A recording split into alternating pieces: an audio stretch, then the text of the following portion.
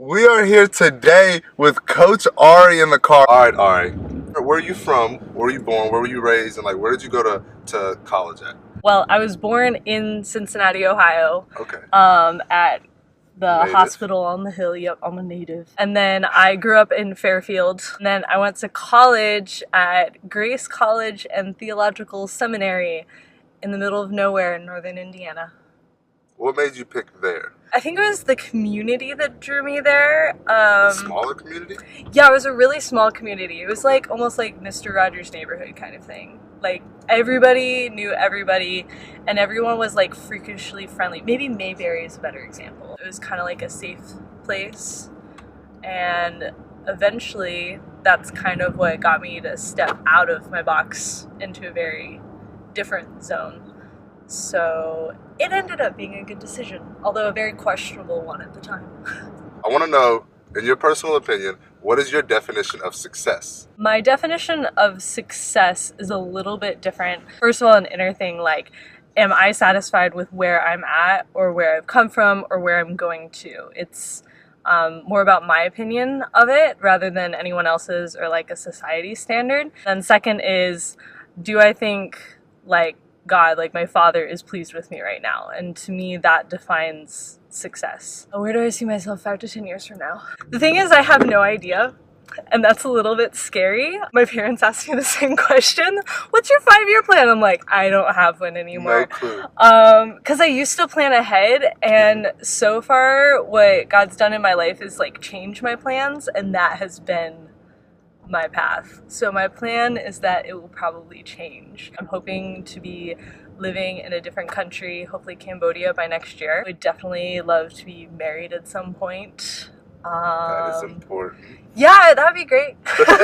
Who impacted you that helped create who you are today? If you want to get a little vulnerable and touch on that.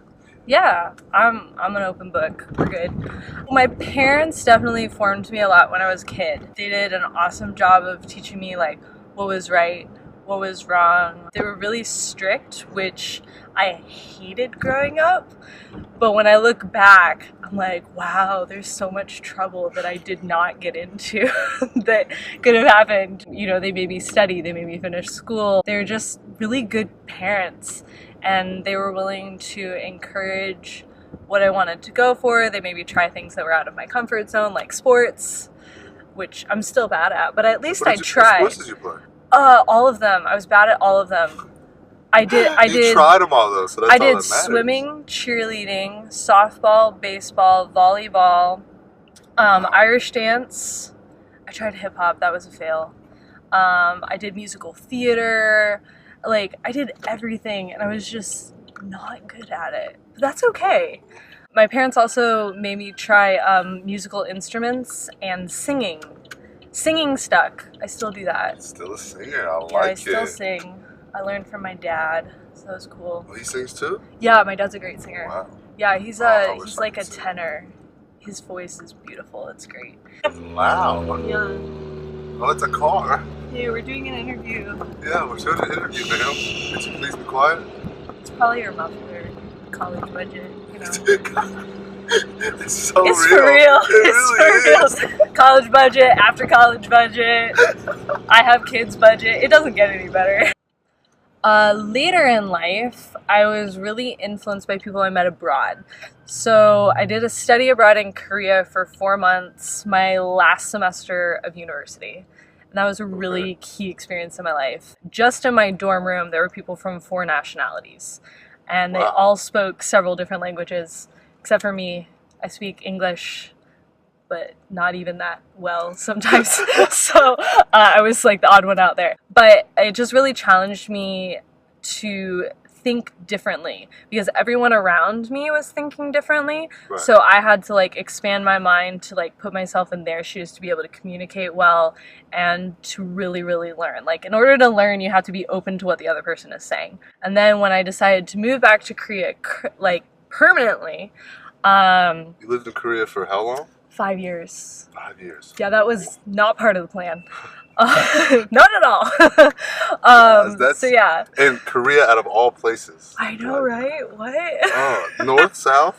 I was in Busan, South Korea. The school that I went to was Handongdaekyo in Pohang. I joined this church family, and they completely turned my life upside down in the best way possible, because they were living like really extreme lives. Like most of them were like, yeah, I'm in Korea for good, or this is the next 10 years of my life. They were a community of people where their passion was pursuing each other in like love and honor, and then also pursuing God like wholeheartedly with like reckless abandon. Seeing that in people who are in their mid-20s and they want to do like a worship night on Saturday night. Friday nights would be like a prayer service, and just like how they chose to spend their time, how they chose to invest in each other and myself. My GoPro camera that I've been using to make all these videos keeps dying, so we had to switch to another camera. So that's why it looks a little bit different. But you were saying, all right. We're using the phone. Thank Had God to use for her the 21st phone. century. Yeah, my phone. It's Samsung. If you could explain or give a Yeah Coach moment in your life, where a moment where you had to change your perspective, change your attitude towards it, so that it would come out to a better outcome. What's a Yeah Coach moment? I sat down with my friend Molly. You know Molly? Molly. You should know. She's awesome. She goes to Crossroads? Yeah, she goes to Crossroads. Molly. She's at Oakley. That might be why. Yep. Anyway, I haven't met so her. I sat down with my friend Molly. I was going through a really, really rough time. And I was kind of like nervous to tell her what I was going through, because it was just kind of like really heavy stuff. And so I sat down with her, and she like stopped me. She was like, don't say anything. First, I want to tell you this. And I was like, uh-oh, I'm in trouble. Like, what'd I do? And she says, I am not afraid of anything that you have to say to me right now. Like, tell me exactly what you're going through, and I'm not afraid of anything that you have to say, no matter how scary you think it is, because I know that God is stronger and bigger than any of those things, so I can take it too. And at that moment, I was just like, I felt so safe. So I was like, yeah, Coach. Coach Molly, yeah. Ari, thank you today. Today has been a blessing. We've had some technical difficulties, but we've worked it out a lot. And if you want to hear more about like some of the adventures I'm doing, like traveling around and stuff like that, please subscribe to my channel at Ari Wanders. Definitely subscribe. Link somewhere. I've watched a couple of videos, and they are phenomenal. She's helping me grow as a person, and in doing that, not only in person, I watch her on YouTube, and she's just blown me away with the things that she's done in her life. Like, it's absolutely amazing. Definitely subscribe. It is definitely worth it. We're out of here. Yeah, Coach!